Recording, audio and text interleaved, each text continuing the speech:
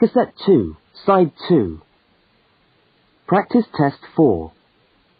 You will hear a number of different recordings, and you will have to answer questions on what you hear. There will be time for you to read the instructions and questions, and you will have a chance to check your work. All the recordings will be played once only.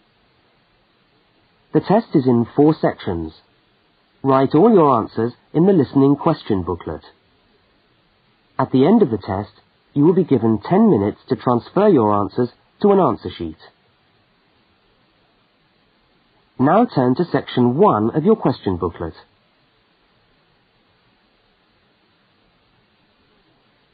Section 1. 2 students meet on the university campus. They start a conversation together.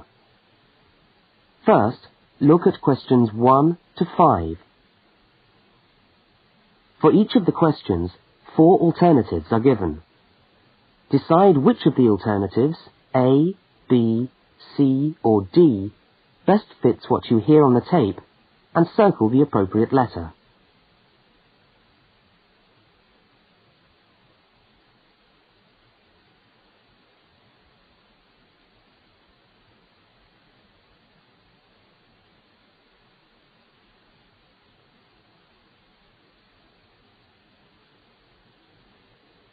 You will see that there is an example which has been done for you.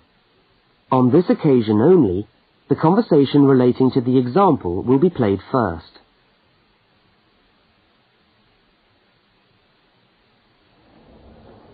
Excuse me, can you help me? I was looking for the main hall. No, maybe I can, actually. I'm looking for the main hall, too. I think it's in the administration building. Are you a new student? Yeah, I am. The man says he's looking for the main hall too. So A has been circled. Now we shall begin. You should answer the questions as you listen, because you will not hear the recording a second time. Now listen carefully to the first conversation and answer questions 1 to 5.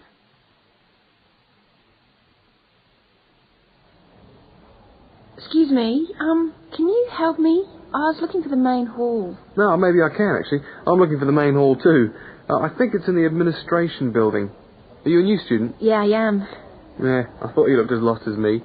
I'm trying to find the admin building, too, so I can register for my course. But I don't seem to be having much luck. Well, look, according to this map of the campus here, you go straight up the steps, turn left, and the building's on the right. Okay, let's see if we can find it. Ah, this looks right. Yeah, it must be. Look, there are hundreds of other people here. Oh, there must be at least 50 people in the queue. We'll be here till gone 2 o'clock at this rate. Yeah, and I'm starving. So am I. Actually, I was on my way to the canteen to get something for lunch. Why don't I go to the canteen and buy something, and you stay here and wait? Good idea. What would you like? Pizza, sandwich, hot dog, fried rice? They do everything. Oh, something easy. Takeaway fried rice sounds good. Okay, fried rice. No, on second thoughts, I'll have a cheese and tomato sandwich. Right, 1 cheese and tomato. Anything to drink? Yeah, give me coffee, would you? Hot coffee's a bit hard to carry. What about a Coke or an orange juice? Get me an orange juice then. Look, here's $5. Oh, yeah, take $2 back. Shouldn't cost me more than $3. Well, I'll get you the 5. We'll sort it out later. Oh, and could you get me an apple as well? Okay, back in a minute.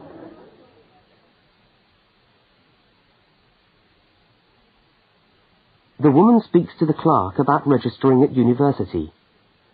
Look at questions 6 to 10.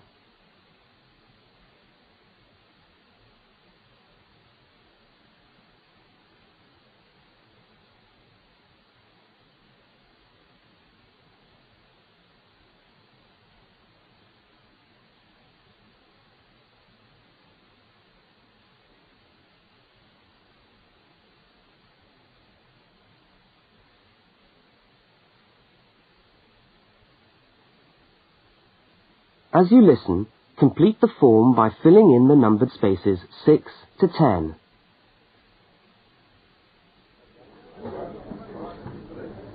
Oh, hello. I'm here to register for the first year law course. Oh, I'll just have to fill out this form for our records. What's your name? Julia Perkins. Can you spell that for me? Yeah, that's JULIAPERKINS.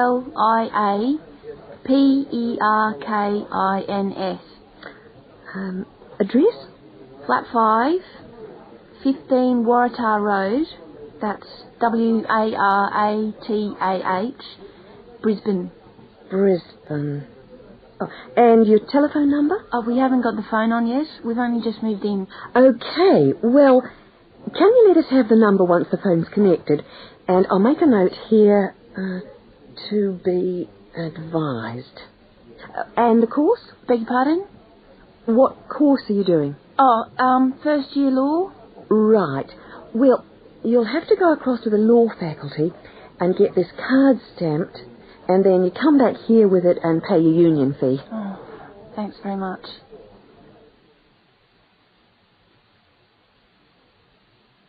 The man and the woman meet up again. Look at questions 11 and 12 and circle the correct answer.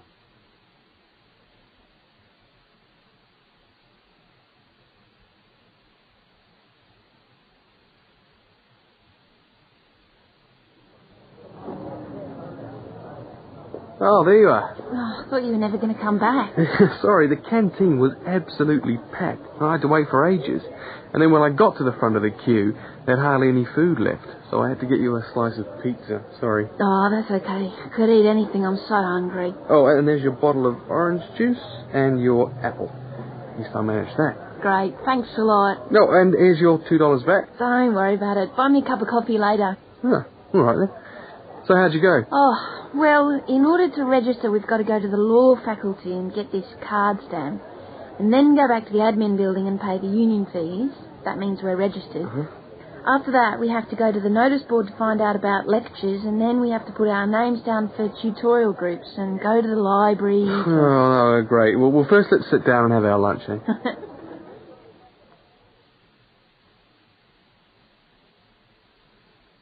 That is the end of section 1. You now have half a minute to check your answers.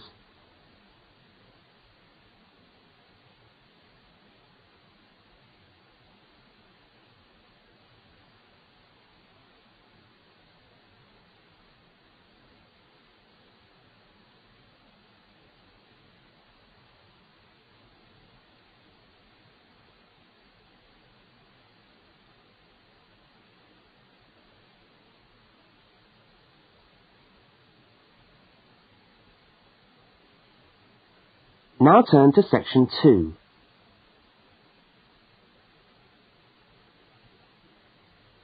Section 2. You are going to hear a talk about banks in the UK. First, you have some time to look at questions 13 to 17.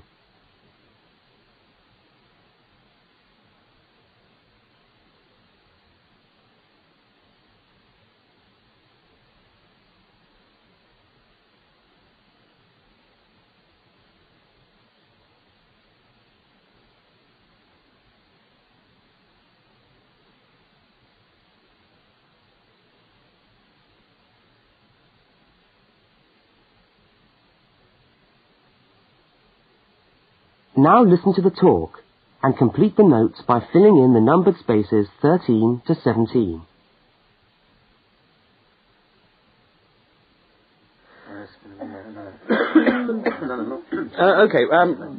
Thanks for turning up today. Thanks for turning up today to this short talk I'm going to give on student banking.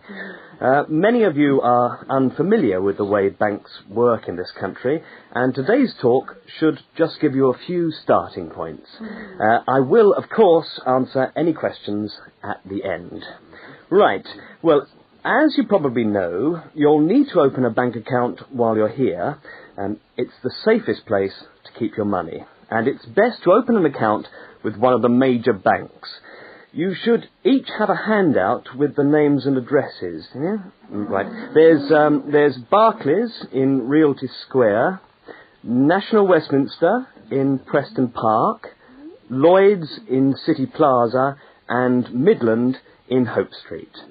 Okay, all these banks offer special student accounts. However, it's important to note that as an international student, you'll not necessarily be eligible for all the facilities offered to resident students.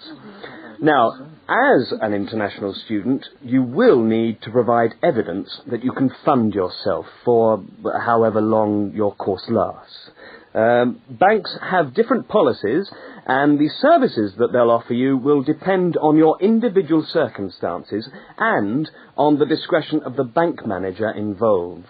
So it's a matter of going there and finding out about your own particular situation. Right. When you do go to open a bank account, you should take some documentation with you. I've already mentioned that you must be able to support yourself. In addition to this, most banks ask you to bring your passport and your letter or certificate of enrolment. Okay? Now, by far the most useful type of account to open is a current account. When you do this, you will actually get what is called a student account, which is a current account with special concessions for students. When you open the account, the bank will give you a checkbook, and you can use this to draw money out as you need it. If you need to write checks in shops, you'll also need a check card. This is really an identity card, which guarantees that correctly written checks up to the value stated on the card will be honoured by the bank. Okay? Everybody with me?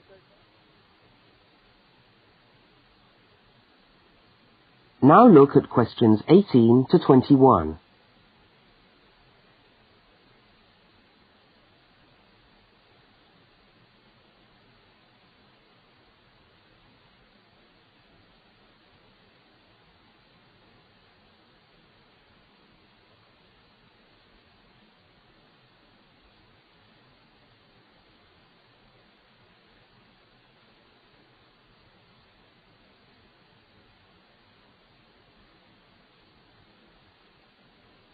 As you listen to the rest of the talk, complete the rest of the notes in the spaces numbered 18 to 21. Right, if you want to draw out cash for yourself, you can make the cheque payable in your own name or to cash. You can also withdraw cash from a cash point machine with a cash card. Now, these are extremely useful as they enable you to withdraw cash from your account during the day or at night. There is also another card called Switch or Delta, and you can use this to pay for things in shops. It takes the money right out of your account, so you don't need your checkbook. Now, you may want to take more money out of the bank than you have in it. This is called having an overdraft. Be very careful with this. You should not do this without permission from your bank. Overdrafts usually incur charges, though some banks offer interest-free overdrafts to some students. But find out before you get one, right? Well, that just leaves opening times. When can you go? Banks used to be open from 9:30 a.m. until 3:30 p.m. from Monday to Friday. But many main branches are now open until 4:30 or 5 p.m. on weekdays, and some of the bigger branches in London and other major cities are now open for a limited time on Saturdays. Okay, any questions? That is the end of section 2. You now have half a minute to check your answers.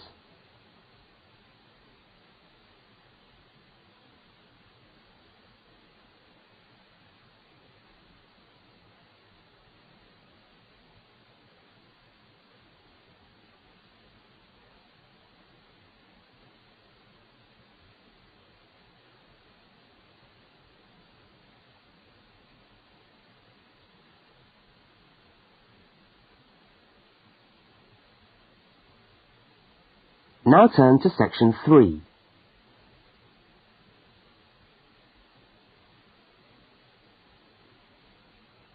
Section 3. Two students, Dawn and Ilmar, are discussing a project that they are working on together. First, you have some time to look at questions 22 to 25.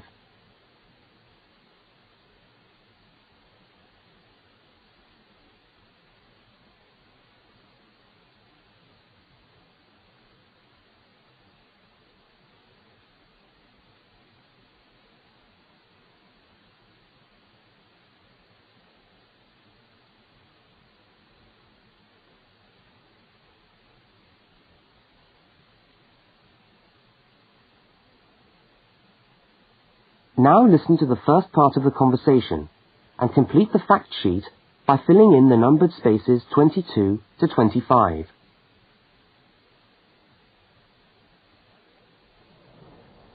Hi, Dawn. Oh, hi, Omar. I'm glad I've bumped into you.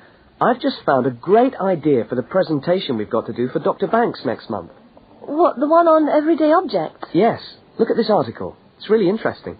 The aluminium Coke can? You know, Coca-Cola cans, soft drink cans. Look, let's sit down here. Have you got a minute? Sure.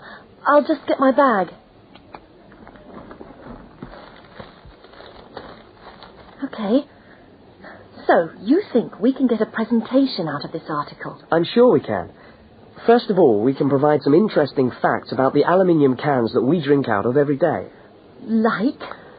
Well, here it says that in the US they produce 300 million aluminium drink cans each day. Wow! 300 million? Exactly. That's an enormous number. It says here, outstrips the production of nails or paper clips. And they say that the manufacturers of these cans exercise as much attention and precision in producing them as aircraft manufacturers do when they make the wing of an aircraft. Really? Let's have a look. They're trying to produce the perfect can, as thin but as strong as possible. This bit's interesting. Today's can weighs about 0.48 ounces. Thinner than 2 pieces of paper from this magazine, say. Yeah, and yet it can take a lot of weight. More than 90 pounds of pressure per square inch. 3 times the pressure of a car tyre. Okay, I agree. It's a good topic.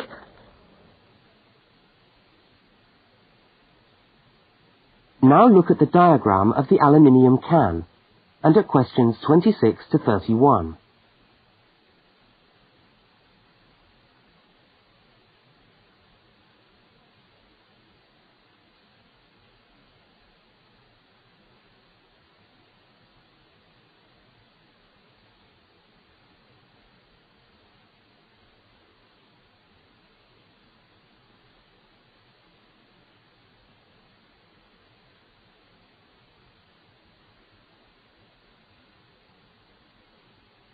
As the conversation continues, label the can by completing the notes in the numbered spaces 26 to 31.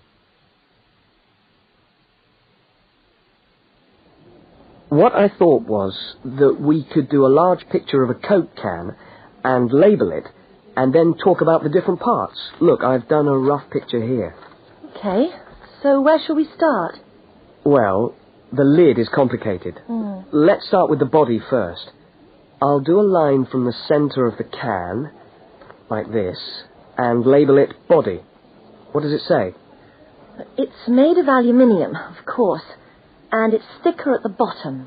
Right, so that it can take all that pressure. And then I think you should draw another line from the body for the label. Right, label. The aluminium is ironed out until it's so thin that it produces... Oh, what does it say? A reflective surface suitable for decoration. That's right. Apparently it helps advertisers too. Yes, because it's so attractively decorated. Good. And then there's the base. Yes, it says the bottom of the can is shaped like a dome so that it can resist the internal pressure. That's interesting. I didn't know that. Nor did I. Okay, so going up to the lid, there are several things we can label here. There's the rim around the edge, which seals the can. Got that. And there's a funny word for the seal, isn't there? Yes, it's a flange. What does it say about it? Well, the can's filled with Coke or whatever, and after that the top of the can is trimmed and then bent over to secure the lid. That's right. It looks like a seam. We could even do a blow-up of it, like this. F-L-A-N-G-E.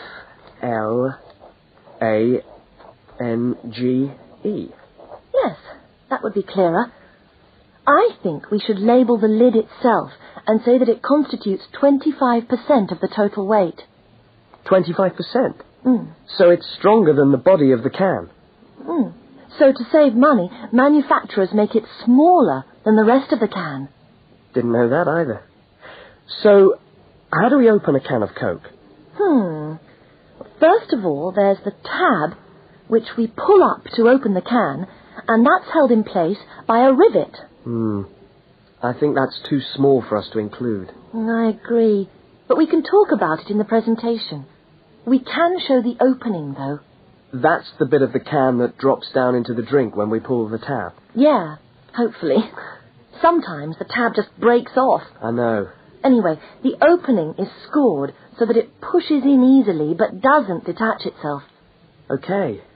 We can show that by drawing a shadow of it inside the can. Like this. I'll label it Scored Opening. Great. Well, I think we've got the basis of a really interesting presentation. Let's go and photocopy the article. Fine. I'll take it home and study it some more.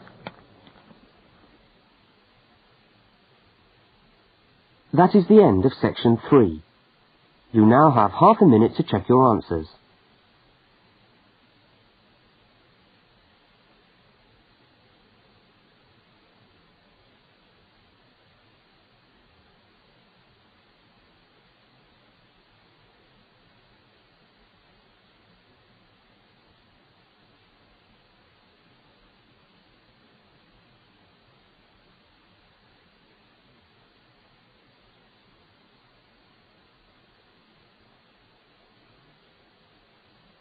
Now turn to section 4.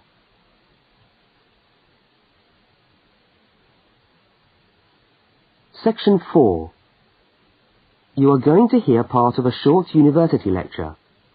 First, look at questions 32 to 42.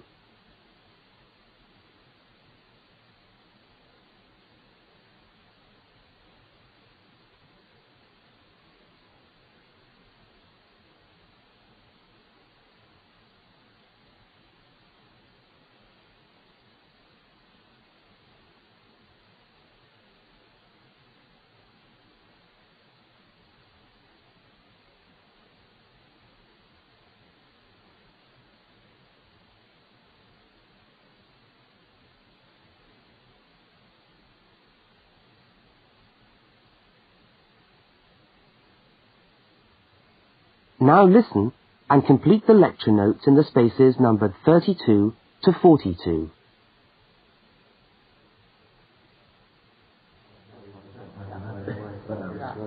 Good morning and welcome to the university's open day and to our mini lecture from the Sports Studies Department. Now, the purpose of this lecture is twofold. One, we want you to experience a university lecture to give you a taste of what listening to a university lecture is like. And two, we want you to find out something about the Sports Studies program at this university. So feel free to ask any questions during the talk and I'll do my best to answer them. Right, so what does a course in sports studies involve? Well, you wouldn't be blamed for not knowing the answer to this question because sports studies as a discipline is still comparatively new. But it's a growing area and one which is now firmly established at our university. Now, there are 3 distinct strands to sports studies, and you'd need to choose fairly early on just which direction you wanted to follow. And I'll just run over these now. Firstly, we've got the sports psychology strand. Secondly, we've got the sports management strand. And last but not least, there's the sports physiology strand. So just to recap, there's sports psychology, sports management, and sports physiology. Let's look first at psychology. Now, the people who study sports psych want to work with top athletes, and they're looking at what will take those athletes that 1% extra. What makes them win? When all other things are equal, physically all other things are equal, they want to know what are the mental factors involved. The sports psychologist works closely with the athlete through his or her training program and becomes an integral part of the team. In fact, you could say that they play just as important a role as the coach. So if you're interested in what makes people win, this could be the area for you. Now, secondly, we've got the strand which I refer to as sports management. And this goes hand in hand with the area of sports marketing. So you might like to think of this area as having 2 branches, management and marketing. On the management side, we look at issues relating to the running of sports clubs, management of athletes, that sort of thing. But then on the other side, we've got sports marketing. And this is the side that interests me more, because here we will look at the market forces behind sport. Questions like, why do people spend their money on a football match or a tennis game rather than, say, on buying a CD or going to the cinema? What are those market forces? Sport used to just compete with sport. Nowadays, it competes with other leisure activities. The spectators go to sport to be entertained rather than out of loyalty to a team. They want to have an evening out, and they don't want the cheap seats anymore. They want good seats. They want entertainment.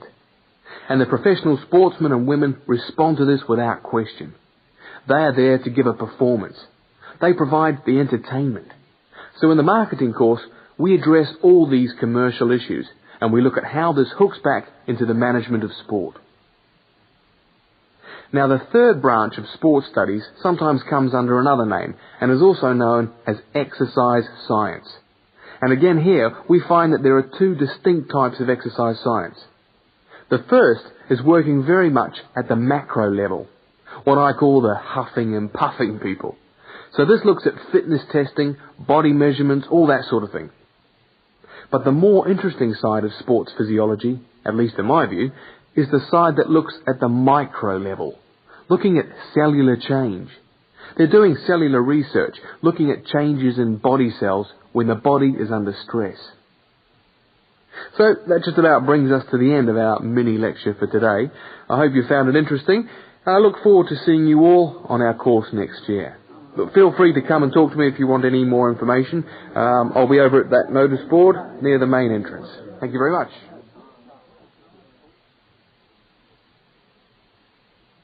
That is the end of section 4. You now have half a minute to check your answers.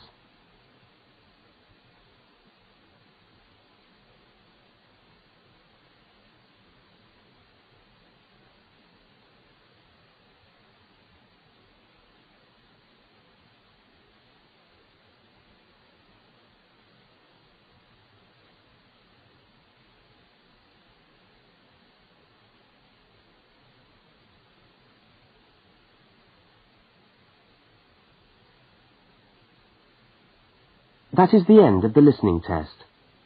You now have 10 minutes to transfer your answers to the listening answer sheet.